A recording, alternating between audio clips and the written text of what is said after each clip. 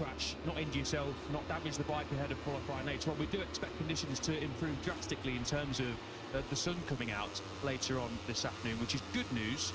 But yeah, this morning's conditions are very tricky for these riders, so you've got to be careful, especially on the opening few laps. Exactly. Take your time, build into the session, and don't do anything too silly. We're already rolling down pit lane. That's because the clock is ticking down. 30 minutes of FP2 action in Moto3. Jose Antonio Ruedo, P1 in the championship standings, already locked in. He heads the field out. Max Keeler, Matteo Vitali and Alvaro Carpe next up. Guido Keening and Angel Bequeras just making their way through, as well as Cormac Buchanan, Nicola Carraro, Noah Detfiler and his teammate Scott Ogden. News of that team this morning coming through that, well, one of those riders is going to be out of a ride because in comes Adrian Cruces for 2026.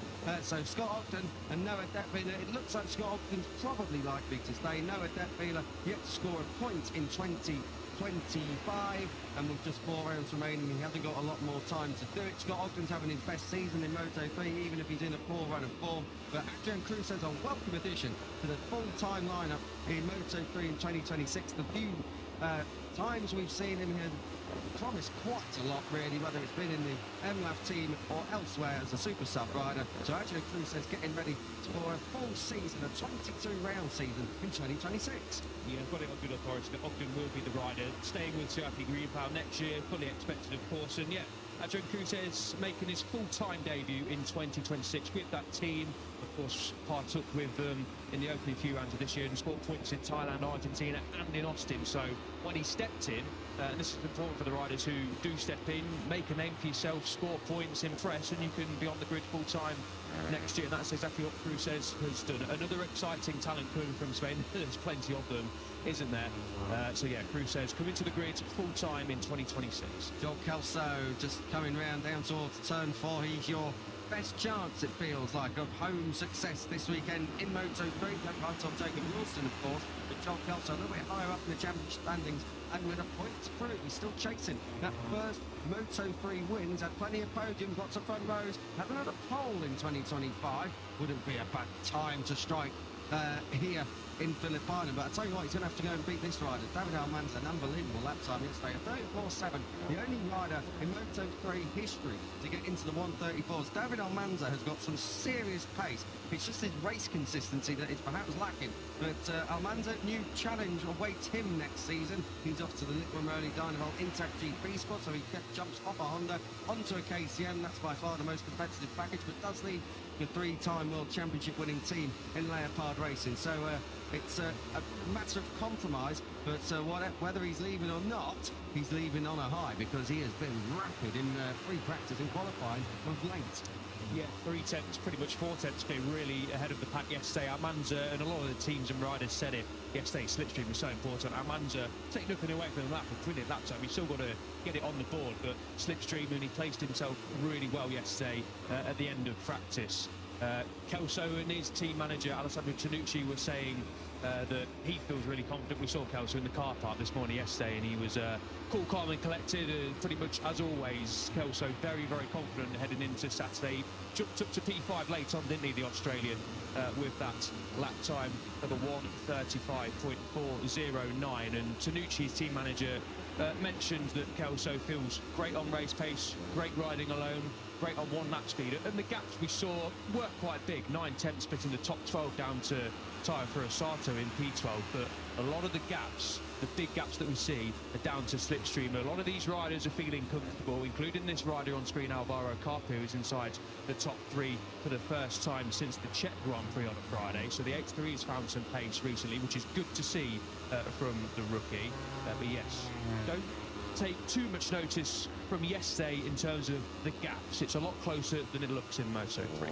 It is indeed, and particularly for Carpe, he's been down in the doldrums just a little bit since we came back in the second half of this season post summer break. So Carpe, nice to see him back inside the top 3.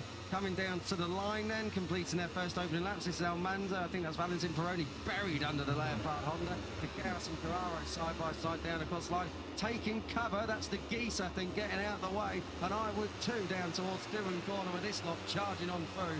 This is the unreal turn one. It is so quick through here. Southern Loop still fast as well. Third gear right the way around. Long left-hander and then through Stoners. Oh, crash, that's Max Keeles. We had the yellow flag. That's the hay shed turn 8. So Max Keeles, well, he avoided a seagull yesterday, I've got to say, in free practice 1, and that could have been a bit of a disaster, particularly for the bird. But Max Keeles has had a big get-off there. We saw Manuel Gonzalez crash there yesterday, Moto2 FP1. Max Keeles is one big, tough cookie, but that is a big one, and he is down and a little bit winded. That is a fast place to fall down, and let's hope that Max Keeles is all right. Yeah, understandably, he's slow getting up onto his feet there, Max Keeles. That's exactly where we saw Moto2 World Championship leader Manu Gonzalez crash yesterday. Crashing around Phillip Island, there's not many slow crashes, and the hay shed at turn 8. Jeez, sorry, I'm out to sea up here. That was a big moment for Jose Antonio Rueda. God, blimey, he was right out to sea at the Southern Loop. He managed to save it.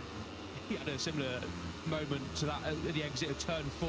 Yes, they did, Rueda. So conditions tricky here, catching out a couple of our top contenders in Moto3. Here's another look at what happened. Oh, that's a big rear end slide coming around the Southern Loop, isn't it, for your world champion, newly crowned, of course, back in Indonesia. An early wake-up call for the 99. Yeah, early wake-up call for everyone at home as I lost it a little bit and all up here. Right? That rear end, you saw it was going for a long time. He did well, it didn't come right the way round on him. Pini coming through turn 3. Well, it's just as we were saying, really, isn't it, Al? You've got to be so careful on these opening laps. I can tell you the yellow flags have cleared now over at turn 8, so Max Keeles is out of any harm's way, and hopefully he's not too injured. I imagine he's just a little bit winded and perhaps knocked about, but besides that, Max Keeles had that massive crash in Indonesia just a couple of weeks ago on a Friday, and somehow fought his way through into contention in the race. But got to say, Keeles, that's another big crash for him. He could have really done without it. This is the fight on track at the moment in FP2. Time for Sato ahead of Valentin Peroni, who gets out of the way. This is Luca Lanetta, the 19-year-old, on the podium last time out. And on a career best of P2 in Indonesia, he's looking to try and strike whilst the iron is hot this weekend. This is where Max Keeles crashing. You can see all the scrape marks and tyre marks just off at the top of the picture. So good to see that they all make it through here. This is really tricky, this part of the circuit. Turns 8 up towards turn 9, the highest point on this Phillip Island circuit, and then dropping down the other side into MG and turn 10. We're having a look at Ruche Moodley back in the points for the first time last weekend since he came back from injury. So good to see the Ruche Moodley coming to Australia with a little bit of momentum and a little bit of form. Yeah, great to see the South African rookie back in the points, as you rightly said there, Kiko. A real nasty injury picked up over at Mugello. And as I said, I spoke to Ruche briefly yesterday, and he said it's always difficult coming to a new circuit, especially one such as Phillip Island, where it's so fast, to just basically only have one session to get to grips with it. The morning session yesterday wasn't completely useless, but the conditions were so tricky, so cold, windy, a bit of rain in the air as well. So basically the rookies had the afternoon to try and learn the track, and Moodley said it was pretty difficult, but he obviously felt more comfortable as the day went on. But this morning the South African was saying it was very important towards of course qualifying and the race. So by the looks of things, I mean, it's definitely better than yesterday morning. We obviously had wet conditions. It's pretty much fully dry around this course at this moment in time, which is good news. But yeah, an important session for all these riders.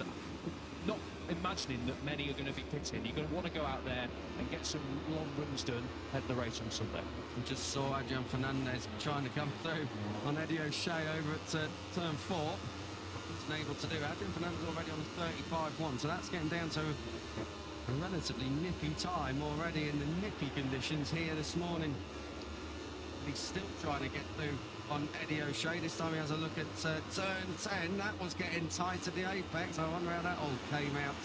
And yes, Fernandez did come through with Eddie O'Shea, but that caught the young Brit a little bit by surprise. Took his first points last time out in Moto3, did Eddie O'Shea. So nice to see him come back here to Phillip Island, the track he knows. Hopefully more of the same. Yeah, good to see the Brits in the points for the first time. Last time out of Tissot, that top 14 as things stand, as well as Almanza improves Vanessa improves. Joel Esteban also improves. The stand-in for Dennis Hodge. He had a good day yesterday, didn't he? Joel Esteban said coming into this weekend that he was a little bit concerned because he didn't enjoy himself too much at Phillip Island, last year in his rookie campaign. Of course, moved back to Junior GP with the Axpar team for this season. But yeah, really had a good day yesterday to get inside that top 14, bouncing back very well after the disappointment from last year for Joel Esteban, as Joel Kelso rises to P1. Indeed, Kelso up into P1, now into the 34s as well. We said yesterday that we're expecting some times in the 34s, so 34.9, very, very solid stuff indeed. The track is just going to get better and better, of course, the more that these guys go out in the dry conditions. So very strong stuff indeed from Kelso. Still a couple of tenths of David Almanza's time from yesterday. You mentioned Joel Esteban as well, looking good. He had a bit of a disappointment in the morning as well, crashed down at the southern loop, lost the front on the entry to turn 2. Thankfully he was all right and able to get back at it. This is good stuff from Alvaro Carpe, lapping on his own and personal best each time around. So Carpe, whatever the problems were from the last 4 or 5 rounds, they seem to have distinguished themselves apart from what Carpe's able to do at Phillip Island, which is strange because he's never been here. Yeah, no, I spoke to the team earlier on this morning. Alex is out there listening. Hello, Alex, if you're out there watching and doing some good work for the team. Ain't listening. Try not to, anyway.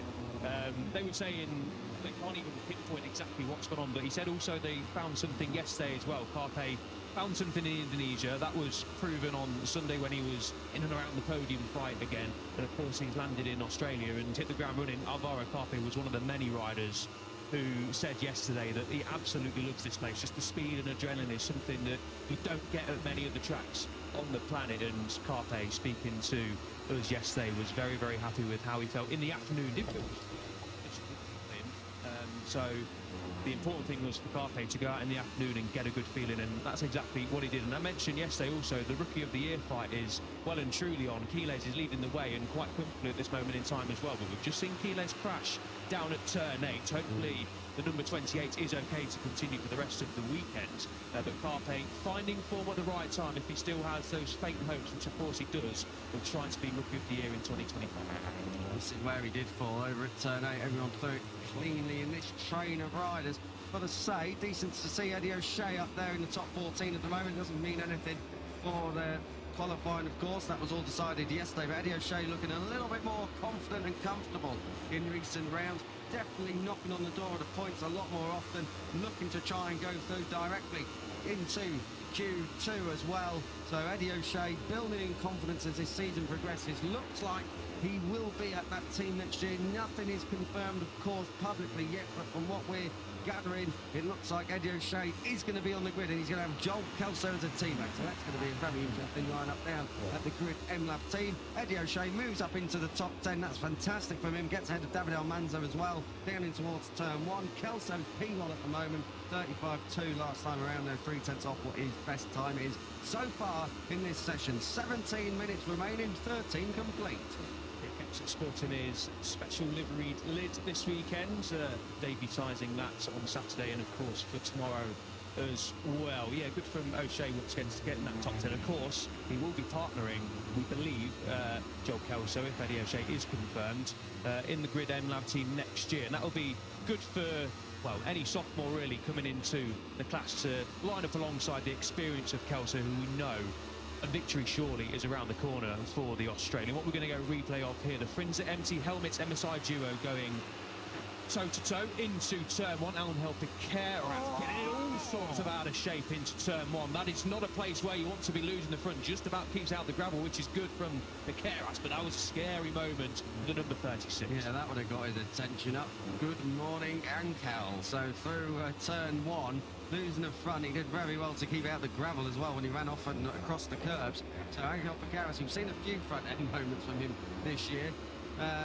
That was another one. Joel Kelso was up after 3 sectors. I think he's going to come back into the pits this time around. Perhaps he just had a moment there. I know he's continuing, so I reckon a moment down towards MG. Maybe he went a bit wide and he's going around again. So Joel Kelso is not going to improve this time around, that's obvious, but he will go again and try and see if he can improve his lap time as we approach the second half this session right now. We've got just ahead of Kelso, Cormac Buchanan. This is as close to home as Buchanan gets. He's 18th at the moment, just ahead of the returning Tactical Mbawazwi, who was our first caller yesterday morning over at turn 4.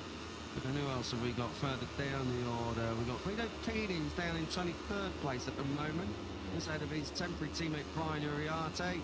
Noah Detvila and Ricardo Rossi still rooted down there in 26th place. Jacob Ralston has just come up to 18th place at the moment. So Ralston, our second Australian on this grid, just having a trickier day than he'd have liked so far, trickier weekend than he'd have liked so far. Really, really unfortunate to not get a couple of laps in right at the end yesterday due to a technical problem.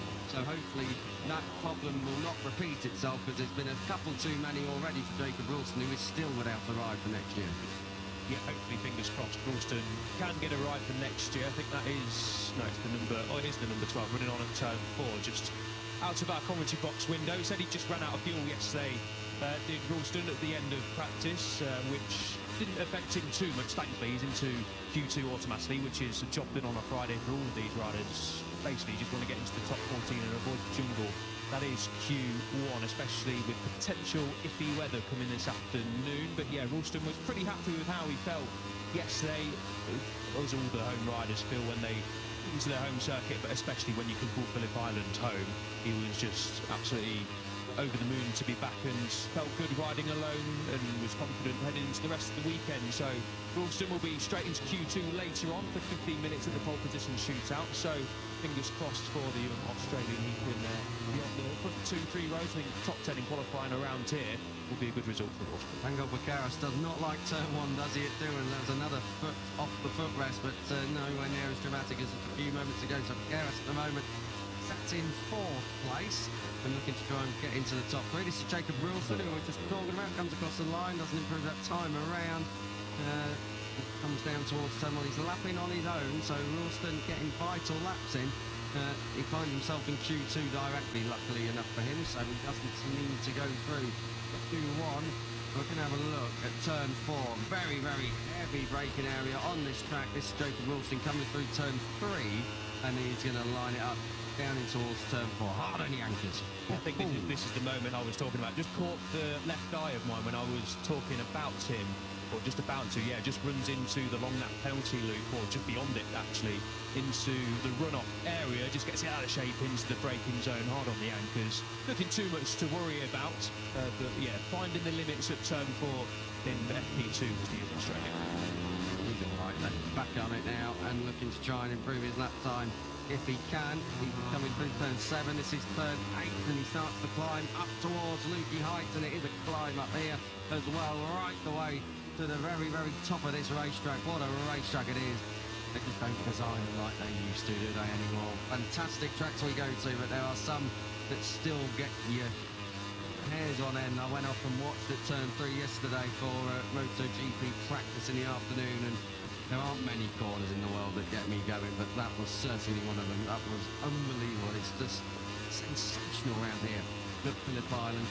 These guys just rolling out to it at the moment. Ryusei Yamanaka's having an absolute horror show this weekend. He was very, very lucky to squeeze into Q2 yesterday with 14th place.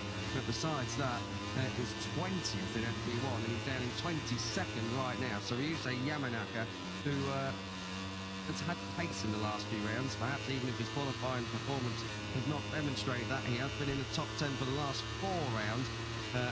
Not looking his usual self as the number 6 here in Australia.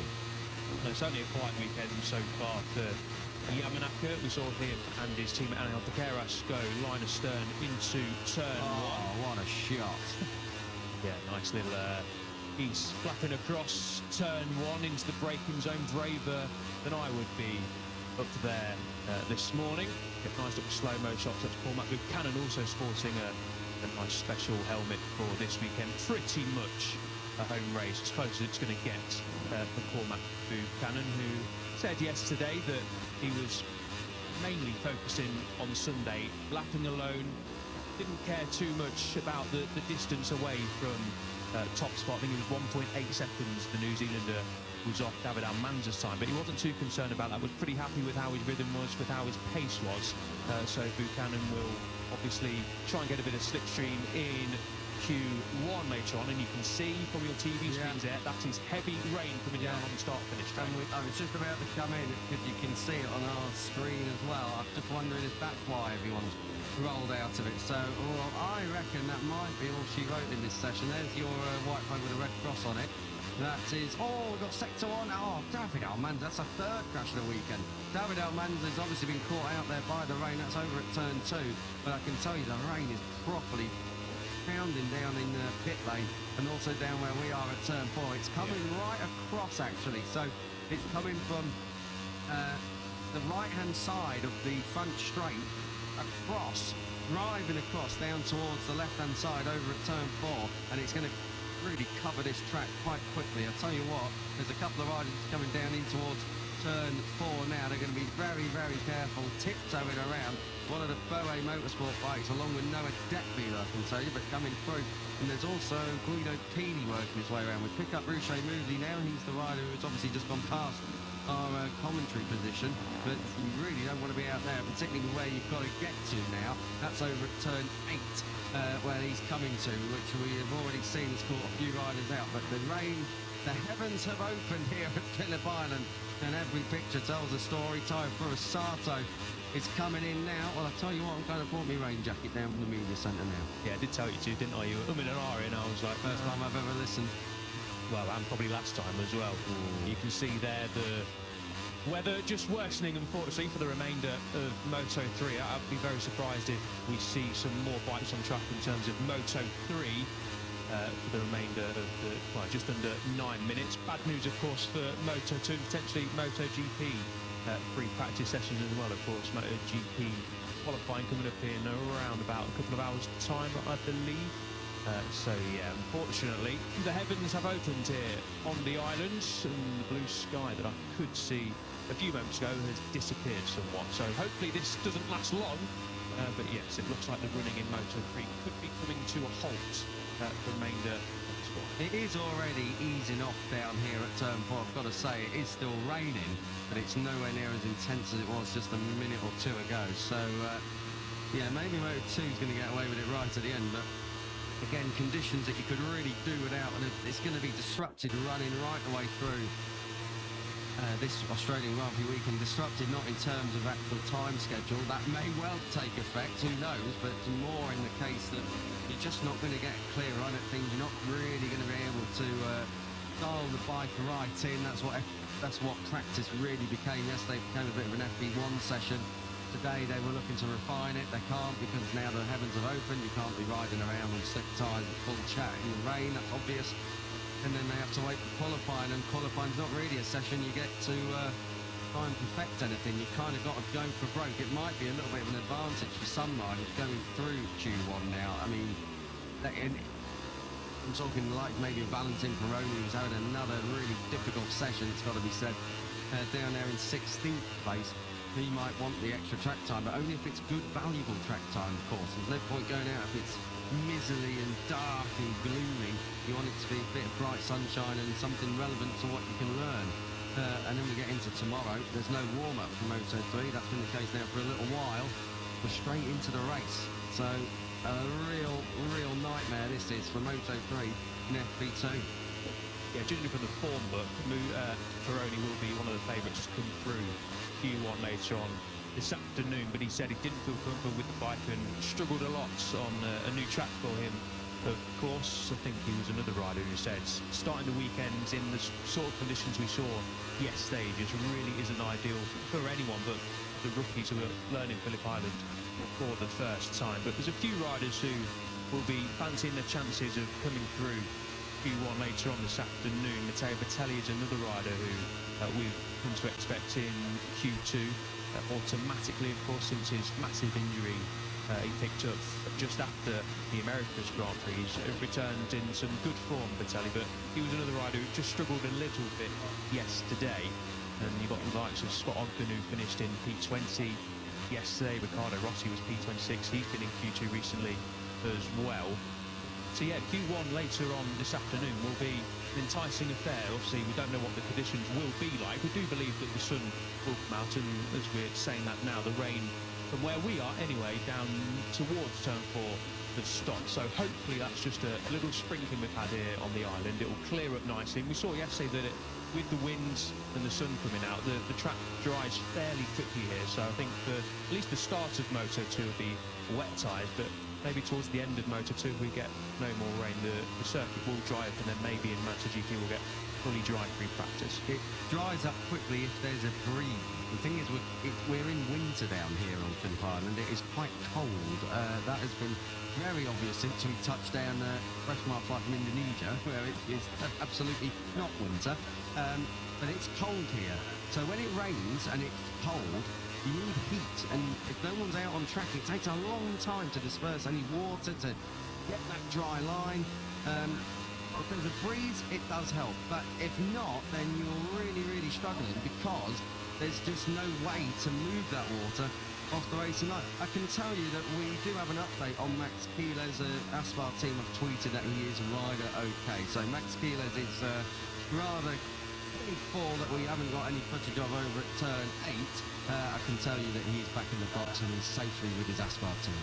Yeah, that's good news, of course. Understandably so, he was quite slow to get to his feet, Keeles. Unfortunately, we don't have a replay of the crash, but if you're going down at turn 8, it is absolutely not slow. And I imagine the front end just washed away, potentially cold tyres. A similar crash to what we saw yesterday with Manu Gonzalez, and then a little bit of a tumble through the gravel trap as well. Good to see the fans are out and about here in Phillip Island, as they always are, braving the elements of the course. And yeah, hoping for a good sprint Saturday here at Phillip Islands. Don't think, as I say, we're going to get any Moto3 riders and teams fancying going out to the final 4 minutes on wet tyres. Nothing to learn, too much of a risk, and no point risking dropping it, damaging the bike, and you've given yourself a whole load of work to do before qualifying. So I think a bit of a lull in proceedings. We focus in on what will be the session topper, Joel Kelso, ahead of qualifying. Indeed, and all his fans are there. He's not going to be worried about that if it starts happening again in qualifying, as we have a look at that Australian boot there on one side. And yeah, very nice footwork indeed from Joel Kelso down there in pit lane. I tell you what, the shot we got of the fans, I can tell you, obviously isn't raining anymore at all, because they didn't have any hooks up. Either that, or they are very hardened Australian fans. As always down here on the islands, good to see the number 66 having his support, of course. Big supporter for all the Australians, and Cormac Buchanan, the New Zealander, as well. So plenty to offer in Moto3. Senna Aegis, of course, going really well in Moto2, wasn't he, yesterday? And Jack Miller just missed out on Q2 yesterday afternoon in MotoGP. So a positive weekend so far for the Australians. And yeah, Kelso heads into qualifying later on as one of the riders to beat. He's been on the front row in the last 4 this course, so he's pretty much nailed qualifying recently. We'll be looking to do that again later on. Great to see Max Keeler's already back in the box. I imagine he's just going to get changed. You can see all the scuff marks on his leather. I'll tell you what, Jorge Martinez Aspar gives him a pat on the back, but that's a real big crash that Max Keeler's has had to go through at turn 8. He does like a big one, doesn't he? Yeah, had a massive one, didn't he, over in Indonesia? A few riders crashing, as we saw. Valentin Ferroni was one of those who missed the weekend. Guido Pini, of course, had a massive high side. Marc Marquez S, wasn't it, over at turn 8 in Indonesia, and went on to finish on the podium. And of course, Keeles, we saw, it didn't affect him too much, did it, on Sunday in Indonesia? So hopefully that's the case again for number 28. I still can't believe Pini walked away from that massive dismount, I must say. But what a fine ride it was, still first career podium last night. I can tell you, it is raining again down here at turn 4, judging by the spots of rain on our comms box window. So tell you what, I think that's all done, isn't it? Because we're now less than 90 seconds on the clock. Angel Picard is going to be 4th place after this one. So Picard to be relatively all right with that. He got through that session. Well, I don't really understand this one at all. Adrian Fernandez is rolling out on wet tyres. The possibility for something to go wrong, I mean, they're going to want to get a practice starting, but you can do all that later in qualifying. Tyre Furusato is following suit. There's just so much risk to be had here. I'm not very sure it's all necessary. One white line, one seagull. I mean, we've got no track action. As we've seen in various shots, the seagulls have come back out to play now. So, yeah, wouldn't be sending our riders out. I don't think. I'd be cooped up in the box, but unfortunately, Oh, David Almanza won't be going out, but I think he's got away with that. It's been the third crash of the weekend for the rider from Ciudad Real in Spain. He can do without that as he chases that first Moto3 podium. It's within touching distance for the 22. It certainly is, and thankfully for the Moto3 riders, you want a team manager for any of them. Kiko, as we see, I'll manage myself. Fernandez and Furasad. So, yeah, maybe just scrub it in some wet tyres potentially for any risk of the rain coming down later on. Just get some heat sites into those tyres. But yeah, a little bit of a strange one. But anyway, they know better than us, of course. Sat here in our nice warm bocce box now. Adrian Fernandez, another good weekend it has been, hasn't it, for the 31? But it doesn't really count for anything on a Friday. Crossed the line first, of course, over in Indonesia, and got that 6-second penalty post-race for the incident involving David Munoz, who we once again send our best wishes to, and hopefully see the 64 back on track sooner rather than later. But Furasata and Fernandez up inside the top 5 in this session will both be heading straight into Q2 later on this afternoon. Intrigued to see what the tactics are here, actually, whether they just circle their way around and just chill out. The checker flag is out now as well, so they're not going to set a time lap on the wet tyres, but yeah, potentially practice start in the wet. But yeah, I assume just scrubbing in those tyres. Yeah, maybe a practice start in a wet, maybe also to see how the conditions are evolving. But the thing is, it's raining, so if rain's falling, it's just getting wetter. Even I can tell you that. I mean, we'll have to wait and see, but I'm going with the majority on this one. Just a lot safer to not take your riders out onto track. And like I say, it's not necessarily because of a fall or anything. For that thing lets go or anything like that. It's just more work to be doing. You do get the chance to scrub a set in, but you can also do that in a qualifying session later on. And if it's all about doing a practice start in the wet, well, let's wait and see. But I think that's stretching it a little bit. I think they've just gone out, maybe just see how conditions are, how grip levels are. But you're not going to find that out on and out that really. But anyway, checkered flag is out. So Joel Kelso is going to lead the way here on the 34.9. Adrian Fernandez, who has gone out on track, is a couple of tenths off of that. And then it's Jose Antonio Rueda, your newly crowned world champion. Here's your practice starts. Let's see what they can learn from that. Fernandez has gone already. Furasato's gearing himself up. And it is Bucaras, Furasato, as I say, Carpe, Joel Esteban, 8th place for Ruche Moodley. That's the best session for him since he's been back from injury. Stefano Nepper up inside the top 10, which is completed by yesterday's lap record setter, David Almanza. Lap record setter and 3-time crasher so far this weekend. Eddie O'Shea up there in 11th place ahead of Max Giles and Letta. Marco Morelli makes it 2 good MLAV racing regimes in the top 14, but they could have really done with that yesterday, not in FP2. In 15th place is Matteo Bertelli. We're taking a look right through the boxes. We have Moto2 FP2 coming up in just a short while in the company of Lewis Sotheby and Neil Morrison, who are already primed and in position here in commentary. Myself and Elliot York, we're going to be off to have a little bit of breakfast somewhere. Sure someone will let us in. Ryan Uriarte, 24th at the end of all of that. In at the deep end, even if it has stopped raining, I think, for young Brian, the number 51. Lots to try and get his head around as he makes his debut in Moto3 in very, very tricky conditions. Yeah, we said about the rookies learning the track. You don't get more rookie than Brian Uriarte in terms of World Championship experience. Debutising here this weekend, replacing the injured Munoz. He'll be on the grid full-time next year in Rebel KTM IO colours, and he has, of course, not got one eye this weekend on the Junior GP Championship, but will do for the rest of the season. He can wrap that up and become a Junior GP and Red Bull Rookies Cup winner in the same season, just like Alvaro Carpe did, Jose Antonio Rueda did, and Angel Bucaras did as well. So an exciting one for the future Uriarte, but yeah, thrown into the deep end, good and proper here this weekend, especially after pretty much losing the first session, not only to the weather, but also he had a crash at turn 4 as well. But watch out for Uriarte, I think, in qualifying in the race. If he can just get a semi-decent qualifying, maybe get into Q2, who knows, and then just tag with quick riders in the slipstream come Sunday, then he might be able to get some points, which would be a great debut for Uriarte. Baptism of fire is the phrase that springs to mind. Ricardo Rossi there debriefing, 26th again for him, and a bit unfortunate perhaps, but Ricardo Rossi, well, he's got a little bit of work to do as he comes here at Phillip Island. Decent track record here on the island, but he's going to need to go some in qualifying, I think, to get that one all sorted out. We are coming to the end of this session. We're going to take you through the standings in just a short while. You can see that rain. It's very, very fine. I mean, where we are, it's not raining at all now, but we're going to have on and off conditions right the way through this weekend. And really, that is not ideal for anyone. Unless your name's Joel Kelso, you probably wouldn't mind a bit of a sprinkler out there off the track now, since it might just boost his chances. Kelso, Fernandez were away to your top three. Vaqueras for the Sato, fourth and fifth. Carpe, Esteban Moody, Nepa and Almanza there in 10th place after his third crash of the weekend, but to round out the top 10. So we haven't spoken about Valentin Brenny. He's going through Q1 later on. He's 16th right now. 18th for Jacob Ralston. He's through already, safely into Q2, so good representation for Australia there later on. Cormac Buchanan there in 19th place. He's going through Q1 as well. Welcome back to Patrick Bradley, just ahead of Scott Ogden. Yamanaka down in 22nd. Keeney down in 23rd ahead of his 10th teammate Uriarte, Detfiler and Riccardo Rossi. Right, the waffle has stopped and incoming Moto2 FP2 in the company of Lewis and Neil. Enjoy.